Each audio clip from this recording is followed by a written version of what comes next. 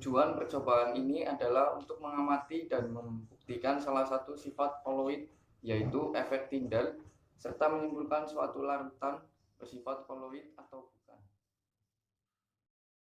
Dasar teori yang pertama yaitu ada definisi koloid. Koloid adalah suatu campuran zat heterogen atau dua fase antara dua zat atau lebih partikel-partikel zat yang berukuran koloid atau fase terdispersi atau yang dipecah tersebar secara merata di dalam zat lain atau medium pendispersi atau pemecah. Yang kedua ada muatan koloid. Partikel koloid yang telah mengadsorpsi ion akan bermuatan listrik sesuai dengan muatan ion yang diserapnya. Muatan koloid dapat diketahui dengan mencelupkan batang elektroda. Yang bermuatan positif akan tertarik atau berkumpul ke elektroda negatif, sedangkan yang bermuatan negatif tertarik ke elektroda positif. Dasar teori ketiga adalah definisi efek Tyndall. Efek Tyndall adalah suatu cara untuk mengenali sistem koloid pada suatu zat cair dengan menjatuhkan seberkas cahaya pada larutan tersebut. Karena efek Tyndall ini bersifat membuyarkan cahaya jika larutan yang disorot tersebut adalah sistem koloid. Efek dari Tyndall ini digunakan untuk membedakan sistem koloid dari larutan sejati. Dasar teori yang keempat yaitu jenis-jenis koloid. Yang pertama ada sol atau fase terdispersi padat. Sol padat adalah sol dalam terdispersi padat. Contohnya logam, gelas warna, intan hitam. Sol cair adalah sol dalam pendispersi cair. Contohnya cat dan tinta. Sol gas adalah sol dalam pendispersi gas. Contohnya debu di udara dan asap pembakaran. Yang kedua ada emulsi, fase terdispersi cair. Emulsi padat adalah emulsi dalam pendispersi padat. Contohnya jelly, keju, mentega, dan nasi. Emulsi cair adalah emulsi dalam pendispersi cair. Contohnya susu dan mayones. Emulsi gas adalah emulsi dalam pendispersi gas. Contohnya hairspray dan obat nyamuk. Yang ketiga ada buih atau fase terdispersi gas. Buih padat adalah buih dalam pendispersi padat. Contohnya marshmallow dan styrofoam. Buih cair adalah buih dalam pendispersi cair. Contohnya putih telur yang dikocok dan busa sabun. Pada dasar teori kelima yaitu sifat listrik koloid. Yang pertama, koagulasi. Koagulasi adalah peristiwa terjadinya pengendapan pada koloid. Yang kedua, adsorpsi. Adsorpsi adalah peristiwa menempelnya muatan di permukaan partikel koloid. Yang ketiga, yaitu koloid pelindung. Koloid pelindung adalah koloid yang dicampurkan di dalam koloid lain untuk membungkus partikel zat terdispersi supaya koloid menjadi stabil. Yang keempat yaitu dialisis. Dialisis adalah permurnian koloid yang didasarkan perbedaan ukuran partikel koloid.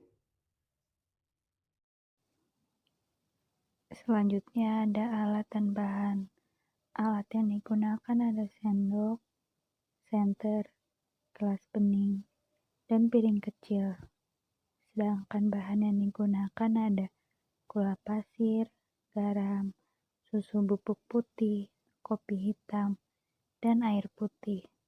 Pada tahap pertama dengan sampel susu bubuk, pertama siapkan air di dalam gelas bening, kemudian dimasukkan susu bubuk ke dalam air, dan diaduk hingga merata.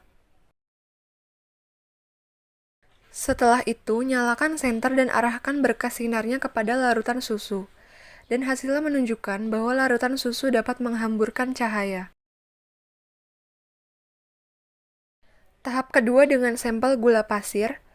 Pertama, siapkan air di dalam gelas bening, kemudian dimasukkan gula pasir ke dalam air dan diaduk hingga merata. Setelah itu, nyalakan senter dan arahkan berkas sinarnya kepada larutan gula, dan hasilnya menunjukkan bahwa larutan gula dapat meneruskan cahaya. Tahap yang ketiga yaitu dengan sampel larutan kopi. Yang pertama, siapkan air dalam gelas bening, lalu masukkan kopi bubuk ke dalam air, kemudian diaduk hingga merata. Setelah itu, nyalakan senter dan arahkan berkas sinar kepada larutan kopi. Hasilnya menunjukkan bahwa larutan kopi dapat menghamburkan cahaya. Kemudian tahap yang keempat yaitu dengan menggunakan larutan garam. Siapkan air di dalam gelas bening, lalu masukkan garam ke dalam air, kemudian diaduk hingga merata. Lalu, nyalakan senter dan arahkan berkas sinarnya kepada larutan garam. Hasilnya menunjukkan bahwa larutan garam dapat meneruskan cahaya. Pada praktikum kali ini yang berjudul membuktikan sifat koloid dengan tujuan untuk mempelajari dan membuktikan sifat koloid yaitu efek Tyndall. Efek Tyndall adalah suatu cara untuk mengenali suatu sistem koloid pada suatu zat cair dengan menjatuhkan seberkas cahaya pada larutan tersebut. Efek dari Tyndall ini digunakan untuk membedakan sistem koloid dari larutan sejati. Partikel koloid yang telah mengabsorpsi ion akan bermuatan listrik sesuai dengan muatan ion yang diserapnya. Muatan koloid dapat diketahui dengan mencelupkan batang elektroda yang bermuatan positif akan tertarik atau berkumpul ke elektroda negatif, sedangkan yang bermuatan negatif tertarik ke elektroda positif. Perlakuan pertama yaitu membuktikan sifat koloid efek Tyndall terhadap larutan susu. Pertama, masukkan susu bubuk ke dalam air, diaduk hingga merata, siapkan senter dan arahkan berkas sinarnya kepada larutan susu. Hasil menunjukkan bahwa larutan susu merupakan larutan sistem koloid karena larutan susu dapat menghamburkan cahaya. Perlakuan kedua yaitu pembuktian sifat koloid efek Tyndall terhadap larutan gula. Pertama, dimasukkan gula pasir ke dalam air, lalu diaduk hingga larut, kemudian disiapkan senter dan arahkan berkas sinarnya itu kepada larutan gula. Dan hasilnya menunjukkan bahwa larutan gula merupakan larutan sejati, bukan sistem koloid, karena larutan gula tersebut dapat meneruskan cahaya. Untuk perlakuan ketiga yaitu pembuktian sifat koloid efek Tyndall terhadap larutan kopi. Pertama, masukkan kopi bubuk ke dalam air, lalu diaduk hingga larut, kemudian siapkan senter dan arahkan berkas sinarnya kepada larutan kopi. Hasilnya menunjukkan bahwa larutan kopi merupakan larutan sistem koloid, karena larutan kopi dapat menghamburkan cahaya. Perlakuan yang keempat yaitu pembuktian sifat koloid efek Tyndall terhadap larutan garam. Yang pertama, masukkan garam ke dalam air, lalu diaduk hingga larut, kemudian siapkan senter dan arahkan berkas sinarnya kepada larutan garam.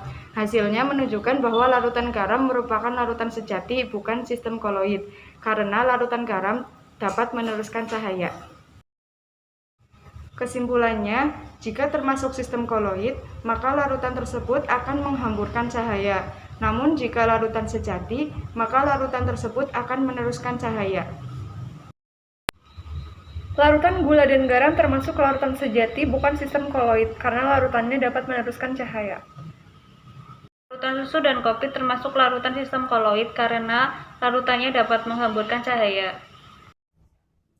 Kesimpulan, larutan sejati hasil campurannya berwarna bening, sedangkan larutan sistem koloid campurannya berwarna keruh.